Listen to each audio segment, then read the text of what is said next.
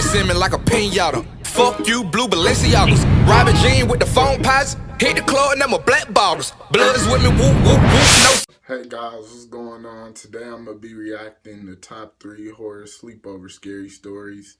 But this is part 2, and I know a lot of y'all are like, why the hell you going to do part 2 if you never did part 1? Well, this time I'm going to do it a little different. I'm going to upload part 2 first, and I'm going to do part 1 because I didn't really feel like finding part 1 because this man had a shitload of videos. So, nothing more to say now. Let's get started.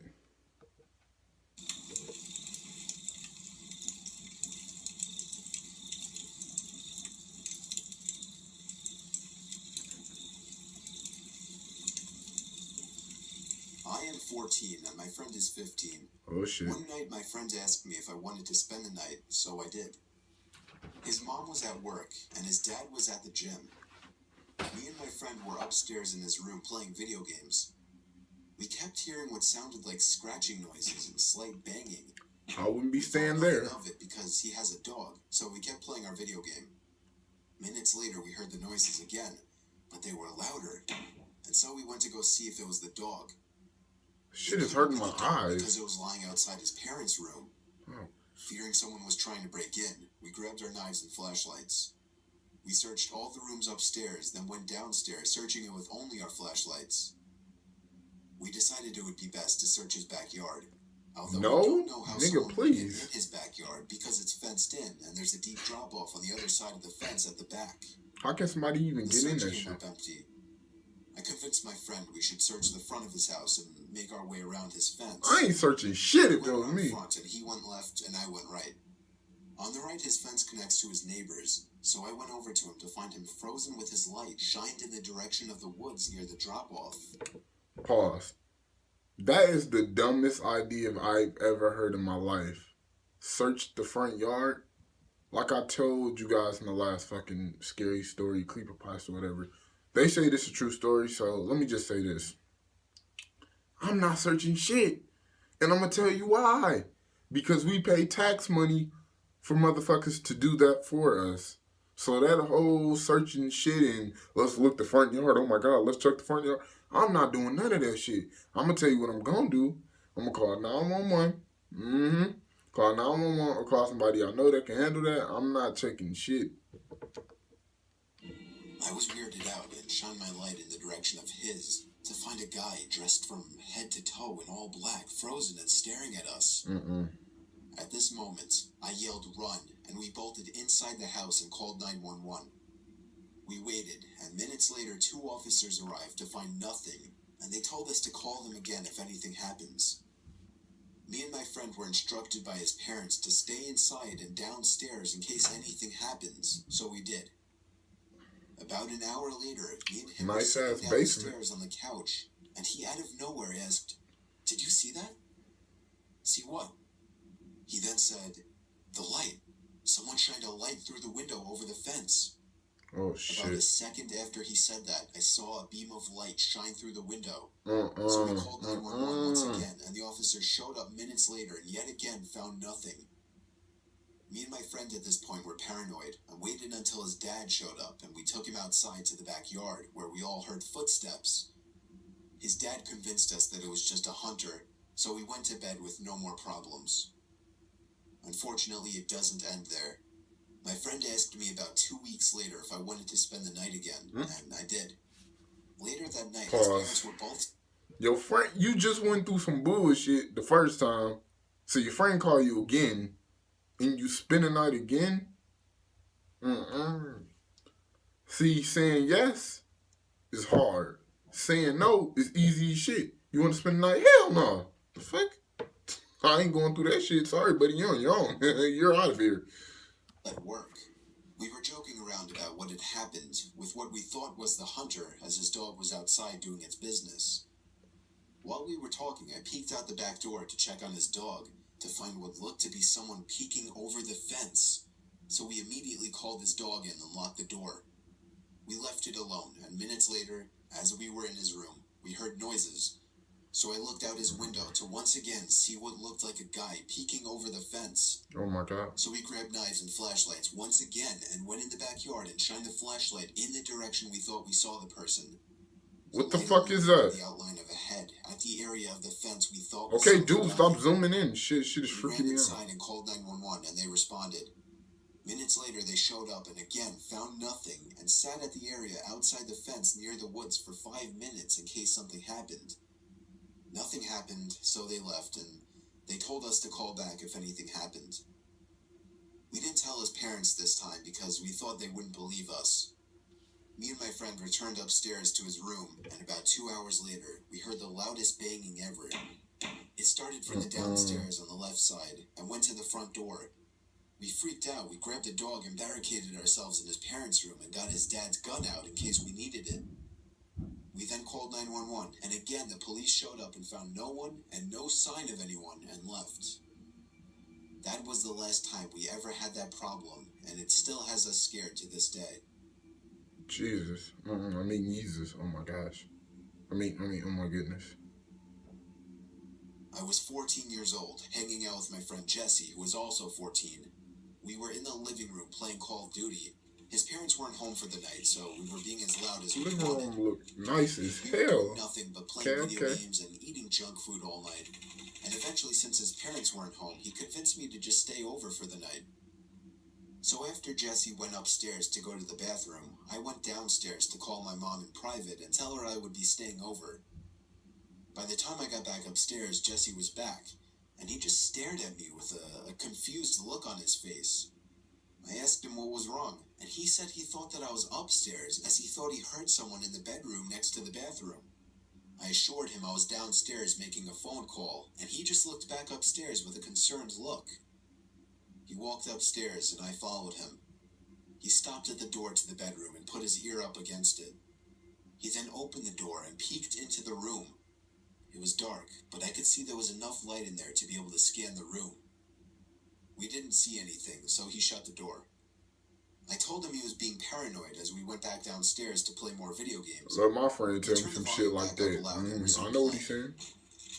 After the match ended, the loading screen came up, along with the silence that usually accompanies loading screens. That's when me and Jesse both looked at each other. Jesse hit the mute button as we listened to what we were sure was somebody grunting from upstairs in that bedroom. But soon after the silence from the television, there was silence from upstairs as well. Jesse whispered to me that someone is hiding up there. They must have stopped making the noise as soon as there was silence down here. Jesse whispered to me that we need to leave through the back door right now, as it was much quieter than the front door. I agreed, and we headed outside to the back door. As soon as we were outside, Jesse got on the phone with the police as I looked up to the bedroom window.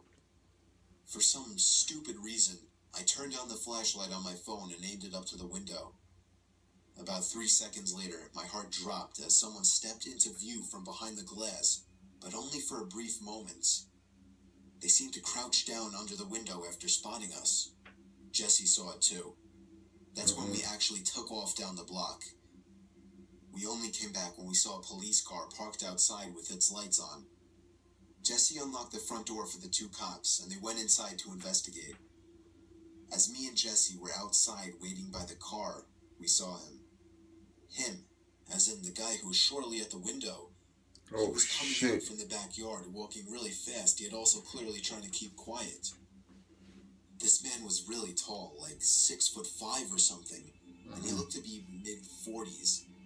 Old Jesse ass went nigga. inside and screamed for the cops to come outside, but by that time he was gone, and we had no idea which direction he could have gone in. Inside of the bedroom that the man was in, a giant clothes bag had been pulled out from under the bed with certain articles of clothing obviously missing. There was also money missing from the desk drawer, and the desktop computer had been turned on. We never saw or heard of this man again.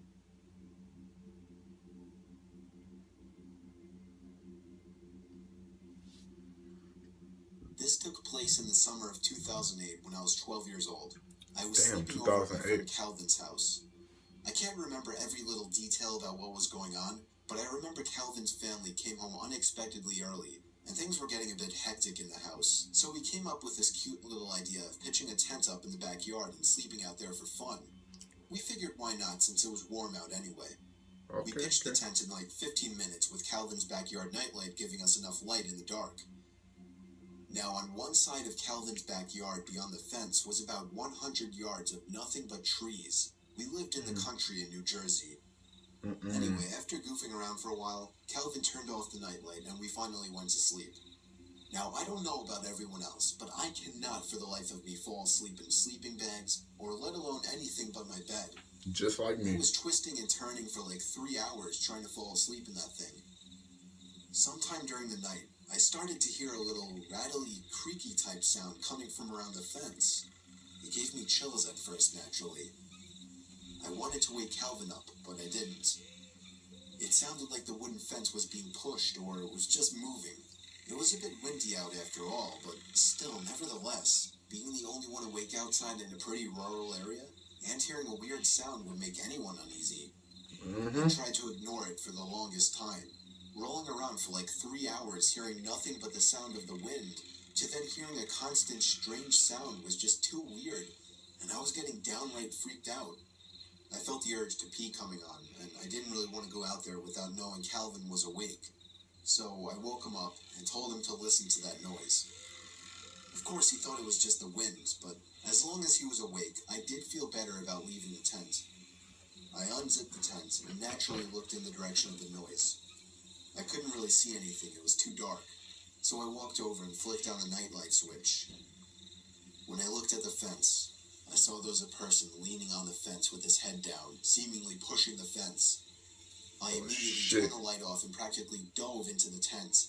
I whispered to Calvin what I saw, and as we both fell silent, we realized that the noise had stopped. I told Calvin to call his house phone as quietly as possible, but he said we should run straight for the back door. I agreed. He unzipped the tent as quietly as possible and opened the little door, and when he ran out of the tent, he screamed. In reaction, I jumped out from the tent and ran straight for the back door as well, not looking behind me. When I asked Calvin why he screamed like that, his response scared me. He told me he saw somebody standing right by the side of the tent in arm's reach. Oh, shit! The rest of the night, oh my God, that scared the fuck out of me. And I could swear, with the window open, I could still hear the creaky fence being pushed. But every time get the fuck out! I couldn't see anyone out there. Hopefully, I'm sorry I had to pause. Hopefully, y'all know to run, okay? Like I tell you, you might not have a gun, you might not have a phone at the time. But long as you got legs, use the motherfuckers. Continue on.